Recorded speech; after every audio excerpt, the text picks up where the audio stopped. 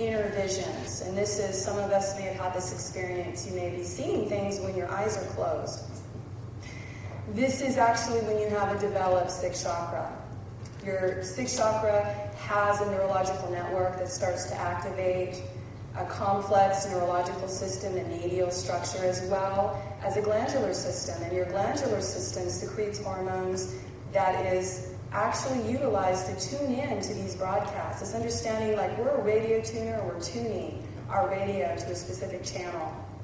When you start to activate this level of your spiritual body, you will start to receive that channel information. So again, understanding that's what it is. There's no need to fear that information. Sometimes it's way beyond what we've been told is this reality. So again, as we go through our spiritual awakening, it really tests us to go beyond the programming that we've been taught that this is it here. Because it certainly isn't. This is just one reality of many. And we are multidimensional beings. We are designed that way. And through the Ascension process, we are going to be activated into our multidimensional bodies. So if we have a context to understand how to work with this, we then have the tool that takes away any kind of fear in the process. We then can participate with it. And you learn to expand instead of constrict. Because remember, anytime we're scared, or we're in fear, or we're in confusion, we shut down. This creates constriction. And it blocks flow. It blocks your guides being able to help you. It blocks your guidance. So keeping yourself expanded, relaxed, allowing, surrender in the moment is very key right now. And of course our challenges at times is to apply that into contemporary society where that isn't necessarily supported. But you'll find that more that you practice it, whether you are taking it to work and you're sitting at your desk, or whether you're speaking to your spouse or your children, as you apply this, you'll start to see your environment change, the influence on the people around you, because you become a harmonizer. You start harmonizing the field around you, and you'll see miracles start to happen, which are really wonderful as well. So most of the planetary lightworkers at this time are working with the fourth, fifth, and sixth layer known as the soul matrix. And what the guardians are wanting to bring forth is to say that this isn't the only level of intelligence that is available to us. Because from their position, the soul matrix is not fully aligned yet into what's known as unity consciousness, which is an actual level of intelligence that we can access. The soul matrix, in fact, is connected to the astral plane. And most of us that do have awareness of the astral plane of planet Earth, it is a place that is very damaged, very distorted, and quite frankly, controlled. So we're going to start to talk a little bit about mind control, and that there are other energies and entities that influence this reality that many of us are not currently aware of. And this is not something, again, to bring fear into that awareness, but it's to understand that these energies do exist, and that they may or may not have impact in your life at a certain point in your spiritual awakening or development, or someone that you may know going through spiritual awakening and development. It's understanding that it's not just humanity and planet Earth that is ascending, our whole universe is ascending. And as these portals open up into other dimensions, and these allow access of other entities and energies to come to this planet, that means that we've got more of a myriad of energies and agendas and things going on that can create confusion. And so we've got everything between looky-loos to an ET parking lot in the astral plane. Those of us that can actually remote view and see the astral plane will see that we have an ET parking lot around this planet. We are definitely not alone in this process. And so understanding, of course, that it is your right as a divine being to connect to God and to know that you are a sovereign power in the light of God, and to understand how that dominion, creating your own dominion in your own space, that is your right, that is your responsibility as a being, that you do not allow energies that you do not invite in to communicate or manipulate you in any way. This is extremely important to understand, because as more of these entities and energies are coming to the planet, it's not a time to accept that all energies are benevolent, all energies are wanting for your spiritual growth, because they simply are not. There is a tremendous amount of entities that actually use humanity in a parasitic way, in a vampiric way. And again, it just is what it is. It's nothing to blame. It's nothing to fear. It doesn't matter whose karma it is. The issue is that we are a group soul on this planet, and we are here together at this time. We are all impacted by this. As we unite together, the power that we have is beyond our comprehension. We can shift the mass consciousness fields like that if we understood the agenda and the dynamic of this reality that we are in, and the power we indeed hold as a part of God consciousness. So it's understanding as well, humanity is undergoing ascension, and there are many other beings undergoing their own version of spiritual or growth or development or not, because again, depending on if you're participating with that or not. And as we start to move into beyond the soul intelligence, what happens to most beings is you start to become in contact with other intelligences, and these other intelligences are extraterrestrial in nature. The ones that exist within the 4th, 5th, and 6th layer of the astral plane are not enlightened beings. And what this means is that a lot of these beings will attempt to manipulate by saying they're Jesus Christ, the Ascended Master, or saying they are Mother Mary, but they're not.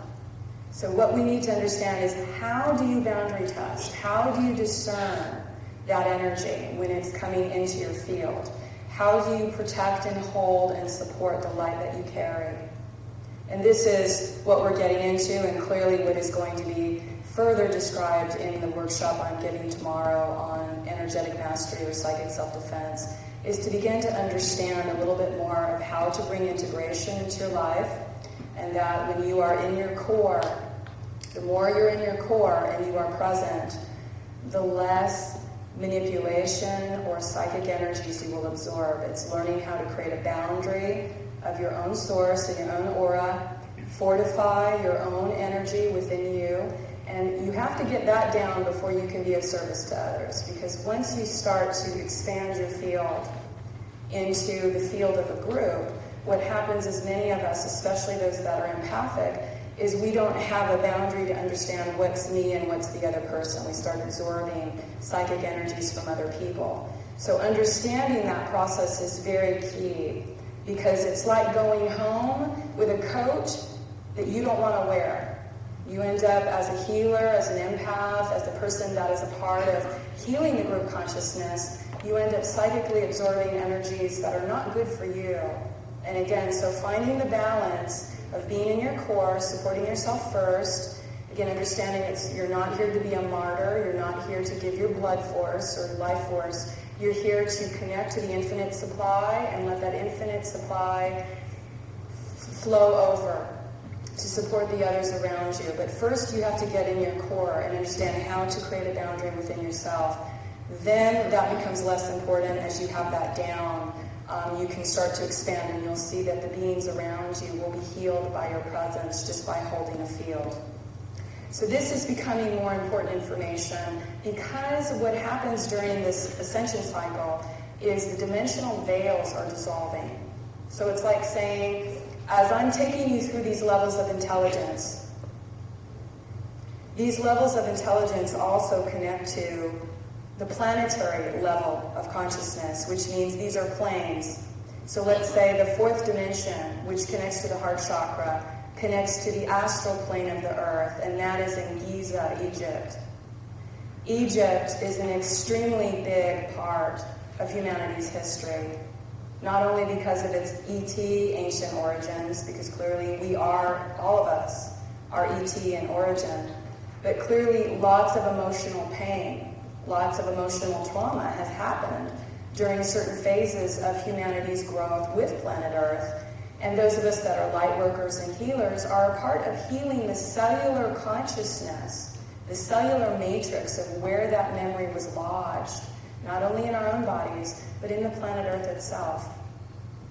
So a lot of understanding how we heal pain and trauma is we actually go to the actual causation of where the seed event took place, in whether this is a planetary event or a personal event. You can work with this within your own emotional body. Many of us may have trauma in childhood where one of our parents said something to us and we got in trouble and we just decided we were unlovable.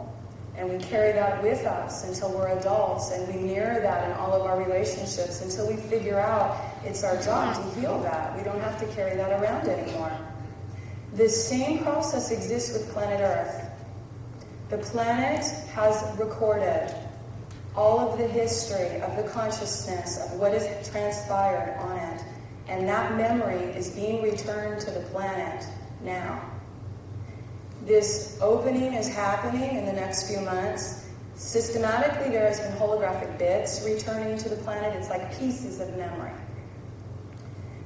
In June, we're going to get a much larger piece, and this is stemming in Egypt. There's a tremendous amount of activity around the Sphinx at this time and in Egypt at this time because there is a huge repository of information that is there.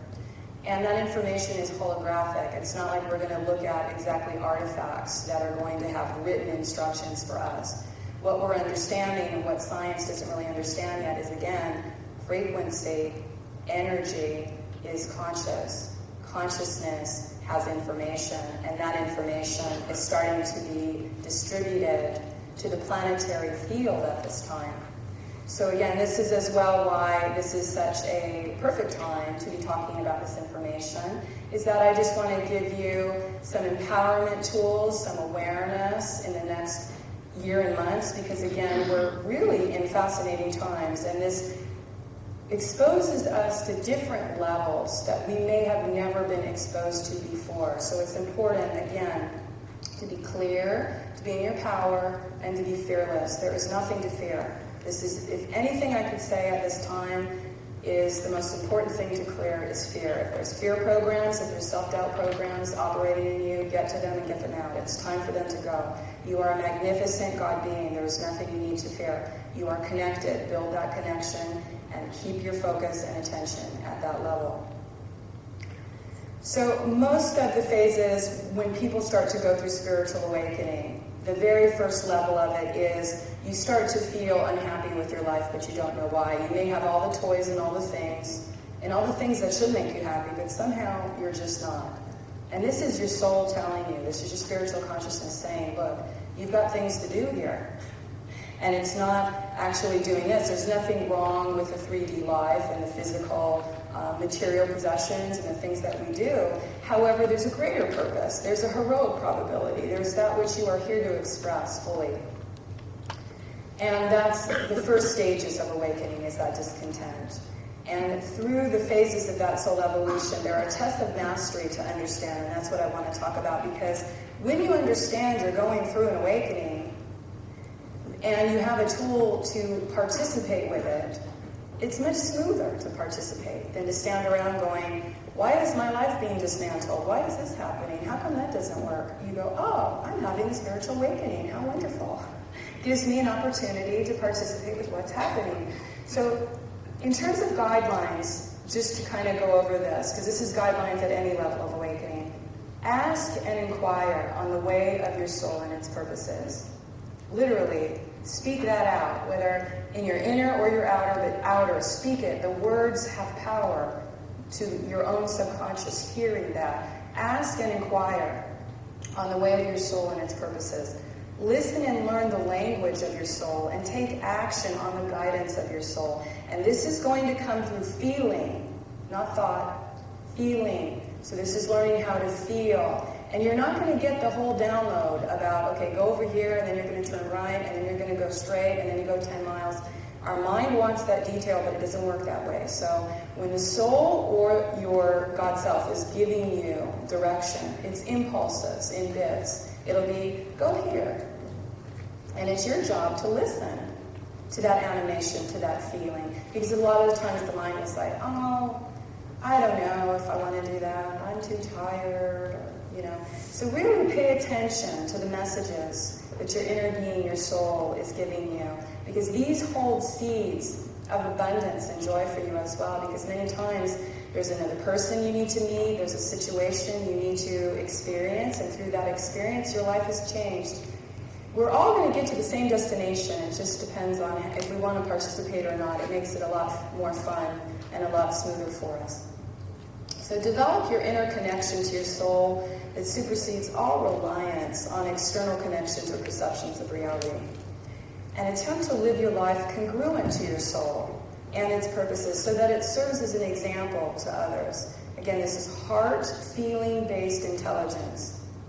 And use a consistency and a practice or technique such as meditation, or I know a lot of us here have specific healing modalities we work with. These are ways to also connect with ourselves, connect with our own spirit. Even though we may be healing others, we're healing ourselves. So build your spiritual muscle and work with techniques daily. And again, more tools that take us from confusion or suffering to freedom are stay in the now moment. As much as you're going to want to plan or project in the future, you're going to find every time you do, you're actually interfering with the process more than keeping it smooth. So again, we're learning the wisdom how to stay in the present moment and not over-control what's happening in the future. And that's very hard for a lot of us. I mean, I was a tax accountant before, right? You know, it was all about planning. It was all about estimations. It was all about that 401k. Not anymore. So in a sense, with understanding that stay in the now moment, maintain the observer and witness consciousness. When we understand the mechanics of the superconscious, this is what I'm telling you. If you understand the ego and you're able to feel the impulses of where these thoughts are coming from, this is a huge tool because you're able to say, this is not coming from my higher self. I'm witnessing this, but I'm not letting it control or govern my action. This is the important of being able to utilize your ego, but not let it control your life and make decisions for you. And that happens by reprogramming the subconscious, by understanding these levels of intelligence, transforming any fear and emotional conflict you may have had that's unresolved. And remember that fear is false evidence appearing real. Commit and apply your will to serving your God purpose every day and commit to a daily practice. And if you just don't know what to do, be the will to good and the will to God, and that will also take you very quickly on a spiritual accelerated path.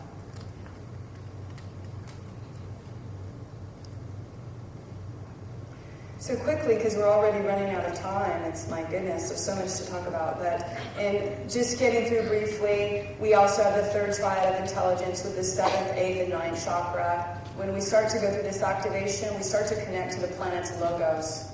And what the planetary logos is the creational divine plan of the planet. So yes, indeed, nothing is random. Everything is in the blueprint. When you understand how to read the blueprint, you can actually read the consciousness. So our planet has a divine plan, and the logos, which is the law of the planet, or the creational blueprint of the planet, is in the 7th dimension. When you start to activate this level, this is when your chakra starts to unify, and you start to receive impulses from what's known as guardian consciousness or direction from planetary law. And you'll start to have an understanding sometimes of larger movement of consciousness. And that is actually an initiation and function of your oversoul or your monad matrix body. When you start to hit into your 8th chakra, this is your higher heart, and this is considered galactivation. This is when we start connecting to galactic energies that are off planet.